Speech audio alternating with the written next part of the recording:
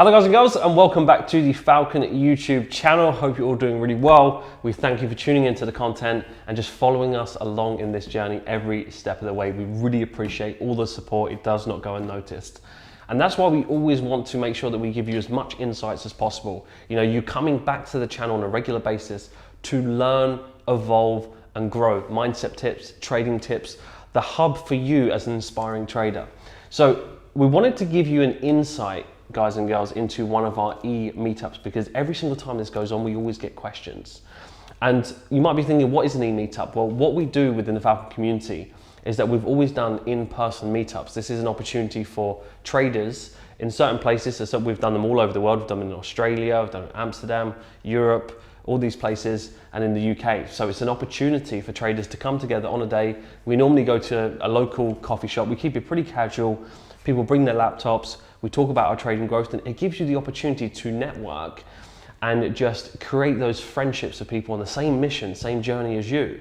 And of course, with all the stuff that happened with COVID and all the virus, all that kind of stuff, we was restricted to do that. And that's really at the core of what Falcon is, being able to surround yourself with like-minded individuals on the same mission as you, striving towards your biggest goals. So we thought of the movement to create something called e-Meetups, which has actually turned out to be a blessing in disguise. We've actually connected to more people in the community than ever before. So virtually, it's an opportunity where you can tune in the comfort of your own home and be able to connect to traders from all parts of the world. And it's so inspiring to hear the stories of people in the community. And because we get so many questions of what's an e-Meetup, how do I join? Of course, this is exclusive for our community. They're all on the same wavelength, they're all on the same page, they're all striving for the same mission.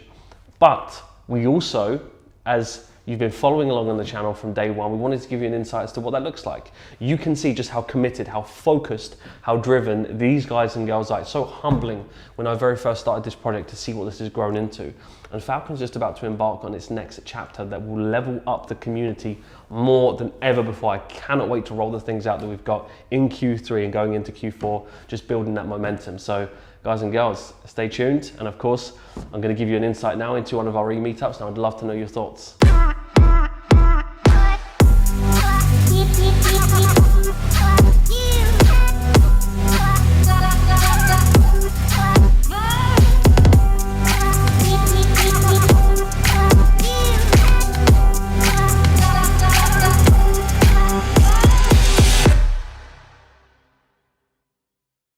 Cool, well, welcome. How long have you been in Falcon? Thank you. Just under a month now. And how are you finding it? Like the content? So far so good. I've been watching from the sidelines since about late 2017 when I was in sixth form. I only really took the step to join just this year, so I'm glad. Nah, welcome, bro. Any questions for Mark or any of the coaches or myself? Anything about the content? Currently, no, but if I do, I'll definitely reach out.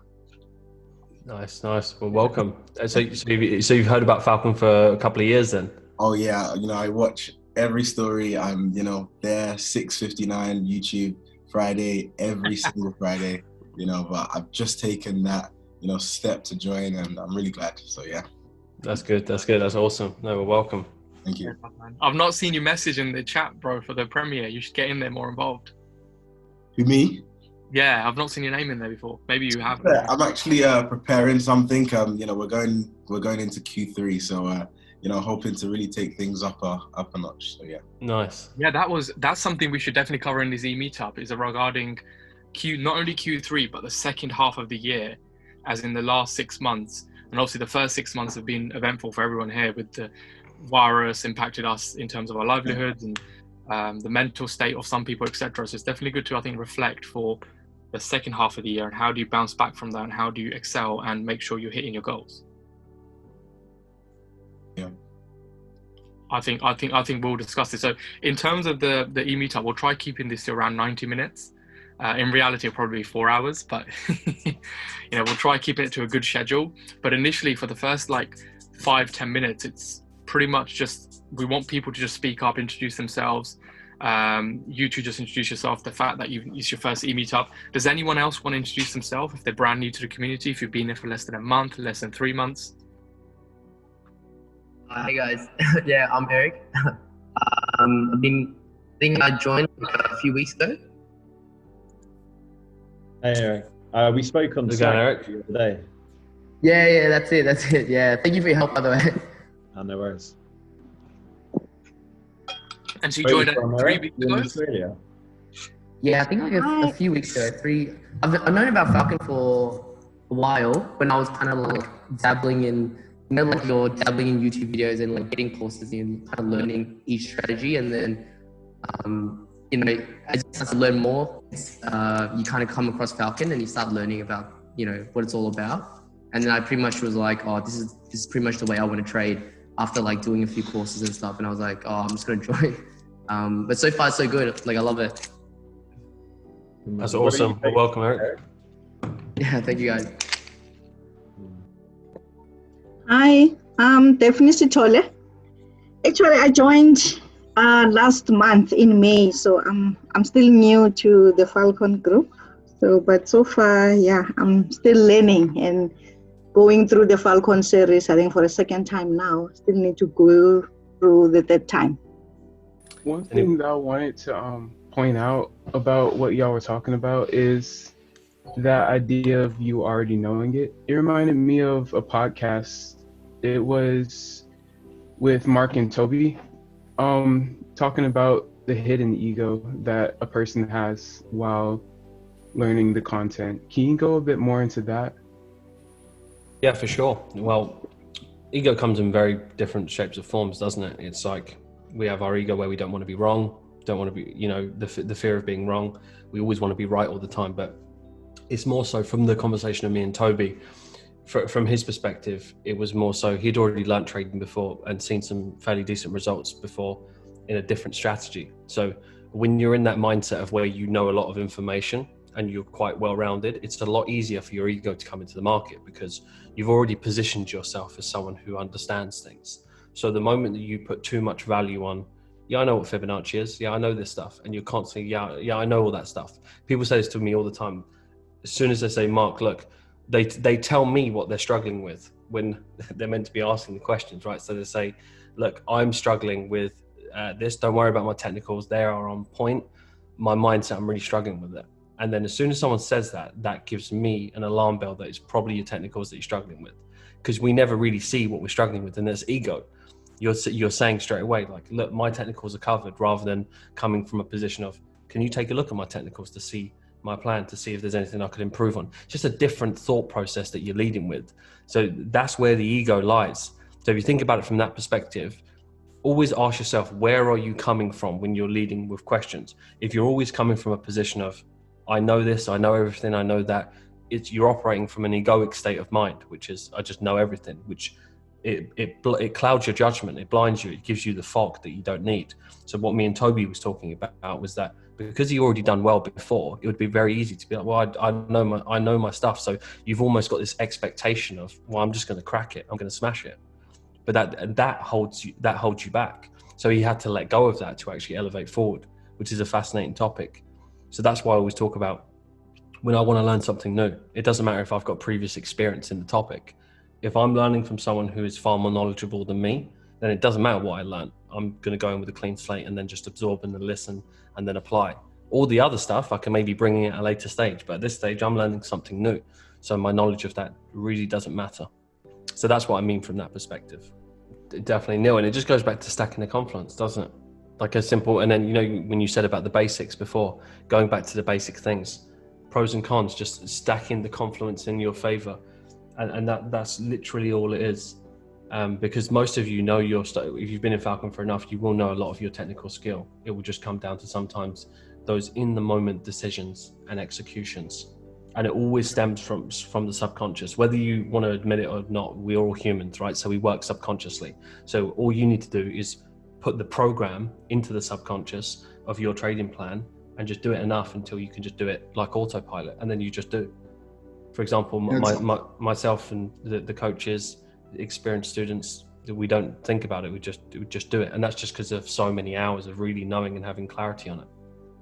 Yeah, it's almost like the quality of like the trade is more based on like the mechanics of the setup rather than about like how the flag looks. Like it's more like the mechanics, and when you check those confluences and stuff, you're you more talk yourself into the trade versus talk yourself out of the trade. Like Yes. you mentioned that a lot, Mark, because you can be so focused on how a flag looks and almost forget about like the mechanics of this whole setup and everything else that's going around it. And you almost focus on the quality of the flag, not the quality of the mechanics of the setup. So and that's a key thing that you've touched on, because this is the word that we get a lot. We often get asked, how do I apply discretion to this? Or I feel like there's too much discretion. And it's actually just a lack of understanding of the strategy. There's actually a lot of mechanics to what we do, because it's very methodical to look for 3-touch pattern, double top. It's the same thing over and over again. Discretion in your trading at an advanced level only should come into your trading once you know the mechanics behind what we do over and over again, the same thing over and over again. A discretion decision can just be you're looking at a double top, and let's say it forms an evening star that you was looking for, and then it didn't, and it formed just a high test. You make that decision on that double top to say you're either taking it and accepting the risk or not. So that you could call it discretion. Whether you like it or not, it will creep into your trading, it will creep into your life. We make discretionary decisions all day long, all day, every day, and we always will.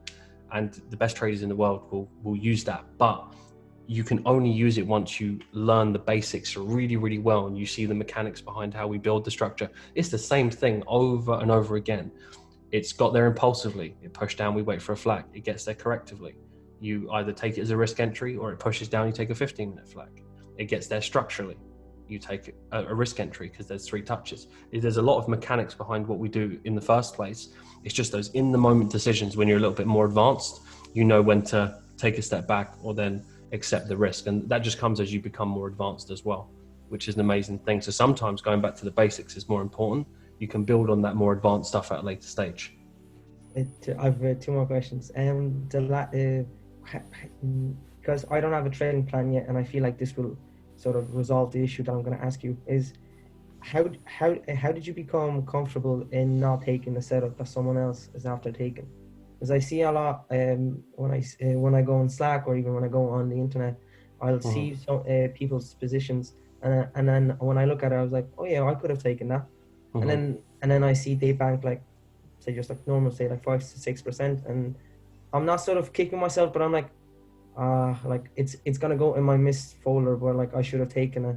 And, like how have you put a process, or is this something you think is just gonna slowly start to like lose effect once I get more experience? Or like, because now I sort of feel it, even though I tell myself, look, those people are ahead of me, or they are probably back to this so many times, I still sort of feel the effect of it. So, yeah. Well, there's 2 sides to it. You make some very valid points. Firstly, the trading plan will help. It won't get rid of it, right? Because you can put all these things in place as you want.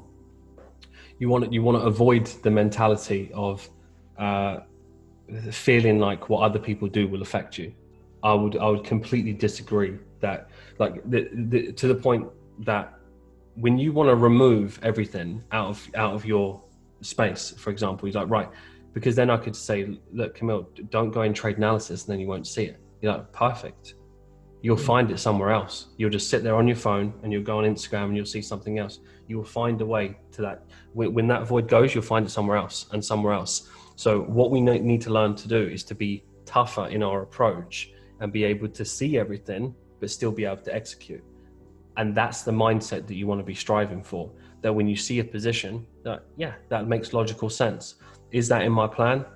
Nope. Okay, brilliant. So if that trade goes and I don't make percentage, you start to imagine yourself in that future situation of a trade that you're looking at that's not on your watch list, not on your wild cards, but you've seen someone in Slack look at it. And then if that goes and makes 7%, then think about how you would feel if that made 7%. Does that make you doubt your plan? And if it does make you doubt your plan, why does it? And it might be because you're thinking short term rather than longer term. So you can get to the root to these problems very, very quickly.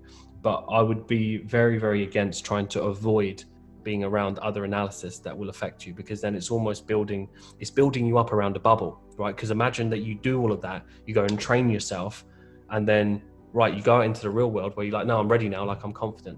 And then all this other analysis starts to affect you again. Yeah. So it's always finding a way to affect you. So it's better off actually learning from what you need to learn from in the community, leverage that to the highest degree, put yourself out there, but at the same time, really learn to train your mind in the same environment when people are looking for maybe different setups or a different position, to say, I totally get that, but this is where I'm going to trade. This is my game plan. And that's what's amazing. So for example, me, Neil and Benny, we can jump on a call and just look at a trade. And then I could literally say, I've set an order on this as a risk entry. And there'd be, oh yeah, wicked, mate, that's cool. I'm waiting for the flag because that's in the plan. There'll be no discussion, no, we just know. And otherwise, we wouldn't be able to get on calls because we would influence each other, because we've got slight variations of how we trade. We're all different, which makes us unique, which is what is great about the style, that there's the flexibility for you to be yourself. So I hope that makes sense. We're out at the end of Q2. So these next 2 quarters are going to be crucial. I would argue this next quarter is probably the most important quarter. And the reason as to why is because it's the quarter where people get lazy. It's the summer. It's where people switch off. 2 quarters into the year, oh, I'm not really where I want to be. They start to give up. They start to think about, well, I don't really need to put much attention on anything now because I've still got that last quarter. You know, it's where we know that, right, I don't want to get to the last part of the year where I know I've not done anything. And that's when they start to, you know, get things in place and start to really be hard on themselves. So it's this next quarter is crucial, where it's coming to the summer period, especially in the UK, summer period where people get a little bit switched off. So really, really important to double down. So I'm excited to get into this. We're going to launch something on the 90-day plan, which I think is going to be super beneficial. So looking forward to that. And I'd highly recommend for people to get that stuff in place. Is anyone started structuring their next 90 days? How has anyone found them structuring their 90-day plans before? Has anyone actually done one in here? Just out of curiosity. I've structured mine for this coming quarter already, but because I've kind of started with the basics again, I've kind of just combined Q3 and Q4 into one, saying like, right, next 6 months, get focus. I'm not worried about anything else, anyone else, and just focusing on Q3 and Q4 as a whole. Nice. And yeah, just seeing the progression to the end of this year. Yeah, that's awesome, Brandon. Thank you. Is there any big goals that you're looking to achieve within now in the next 6 months? Any standout goals that you want to share? Within the next 6 months, I wouldn't say any like big goals or anything, because as Benny was mentioning, you know, I'm kind of just focused on the long term now. So I think essentially that's why I've gone back to the basics with everything, because something that's been helping me quite a bit to think long term and also not being outcome driven is the journal and performance analyzer. I've made a copy of that and I put in, say, for example, the account balance at £1 million.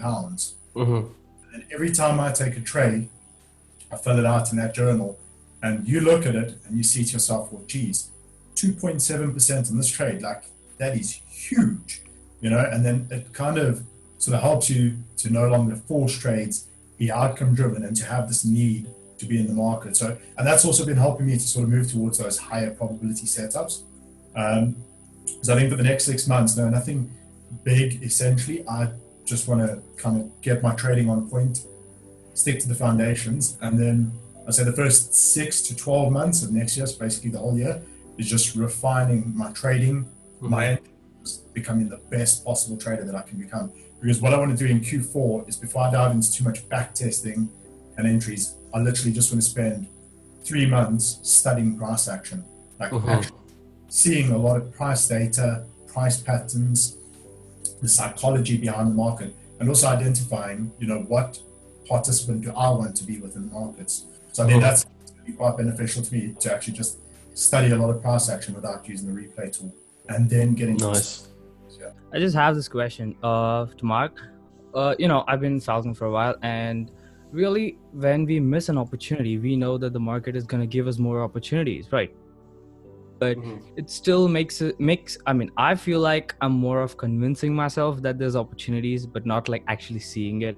So I don't know if people are facing this problem, but right now I'm facing, like, if I miss a high probability, like a couple of trades, I know that I'm going to get more opportunities, but it's more of like I'm convincing myself, not that actually I'm looking forward for more opportunities. So I'll be having like maybe a week or so, 2 weeks gap, and then I see an opportunity and then I miss it. Again, I convince myself there might be new or there is new, but really I don't see like I'm actually looking forward for an opportunity. Yes, it's an interesting one because I totally understand what you're saying there. That's an important topic. The thing is, I don't think you need to convince yourself the opportunity, because remember, what we're working off of logic, right? So we know that from backtesting that the opportunity is there. So whether your opinion, my opinion, any of our opinions of whether there's opportunity, it's there whether we want it or not, because it's there, right? It's just those in the moment decisions of, like what you said, when you miss a trade, you think, am I forcing an opportunity now just because I think there's going to be opportunity? Yeah, there's this scenarios where you miss an opportunity. I mean, not get another one just like this, right? It just goes that way. So I might miss a couple of opportunities knowing that the market is unique and you get more, but just more of, I feel like it's convincing that, yeah, I'm going to get, because everybody tells that we're going to have more. But really, I didn't really, like, I cannot look forward to like more opportunities. So is that kind of problem I'm facing? So what do you think that can help me to actually look forward for opportunities rather than just telling myself, yeah, everybody tells there's more opportunities, so there is more? Well, the first question you want to ask yourself is that, what would the effects be to have the opposite mindset? That's firstly what we want to look at. So imagine if you went the opposite and thought, well, I'm just going to not have, so you're in optimist mode, right? The opposite is pessimist mode. Yeah.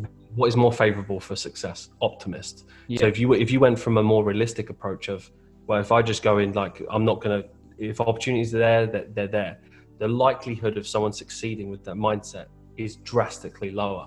So I would always favor the optimist of, again, that's why we show up and we know that there's the opportunities there. So where's the fine line that you don't force positions? Well, then it just comes into having as many variations in your plan as possible, because the FOMO only comes in if that we're looking at a position. Let's say you miss a position, and it could be, are you talking about if you miss a position in your time zone, or say, for example, you see a position where you was asleep, for example, and you woke up, you're like, no, okay.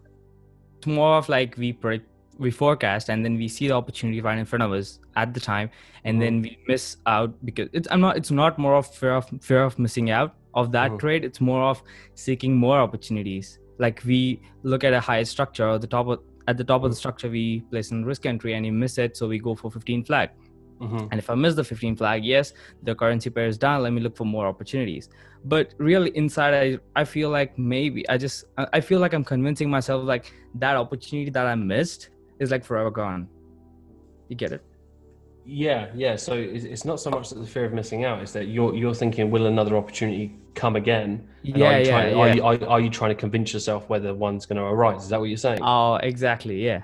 Yeah. So again, I'm almost 99% confident that is a subconscious belief, right? Because that's just how we work as humans. And my advice would be to that is to not backtest for the sake of backtesting, but I think what you need to do is backtest hyper specific things, and in those legs. So what I would be really, really curious to know is that, have you got like a log of when this happens? So when you're journaling, when you kind of, are you tracking those situations of when you feel that? Yeah, when I missed out a trade, I journal it in the missing trade, and in that I have a section of expressing my feel, if it was a FOMO or other feel, like, am I convincing myself? So in that I write down what exactly I feel about the trade, what exactly I feel about the future trades that I'm going to take at this pair or this opportunity. So really I log it out, and after noticing that, I really saw that I'm more of into telling that if I miss an opportunity, I'm going to get a new one. I do get a new one, but it's not like right now I feel like I'm putting 100% effort right now, expecting this opportunity to play out. And if I miss it, I feel like I'm not going to put more 100 in the next one. That's awesome. Firstly, you've already done the groundwork. So the reason why I asked that question, which is good. So you've already done the work, which is brilliant. All you now need to do is cross-reference it. You are literally right. I thought you was going to have to do more work than what you'd need to. So essentially, you've done the work, so you've got it, you've logged it, perfect. Now you just need to cross-reference it with more variations. This is what it comes down to. This is why I'm 99% confident it is subconscious. And so then what you do is that I'll pose this scenario to you. You go and find more variations of those similar scenarios, right? And then you go to that same thought process side by side. I feel like I'm convincing myself of opportunities. Well, let's now go to logic. And what does the logic say to us? well, I can see those exact legs, impulsive legs, whatever similar scenarios that you can find. How many scenarios can you actually see that are setups that come under the category of, you know, a decent high probability or good quality valid trade? Yeah. And then you might get one variation and be like, oh, it's not that many. Okay, perfect. Well, then it's going to be more in line if you feel like you're convincing yourself. Then you find another variation and another variation. Now, I can assure you this, once you've got 10 different sample sizes, and that sample size could literally be 10 situations of about 3 months of data, for example. So it's not that much to find. You go and then cross-reference all of it, count the positions, and then the numbers will do the convincing for you. So then you can see in your mind, well, hold on a minute. I have now logically confirmed that it's not me convincing myself, because I can logically see all of these scenarios play out over and over and over again. Now, on a short term, there may be a scenario where it doesn't play out, but again, that's just a short-term thing. I think you need to cement the macro idea of what is actually happening versus these thoughts that are coming into your head. And I think that will fix your problem. Yeah. I feel this is more of like, I need experience. You know, we can't rush experience. So I think I can tell, yes, now I'm getting the knowledge. Being transparent right now actually helps me so much than actually hiding myself and not letting anybody know.